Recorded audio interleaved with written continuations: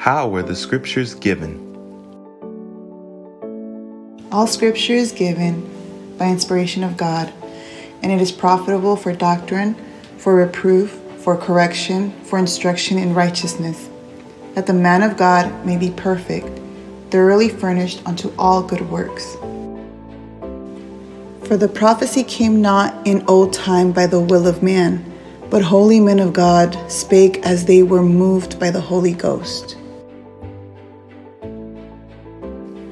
The Bible was given, created through the inspiration of God.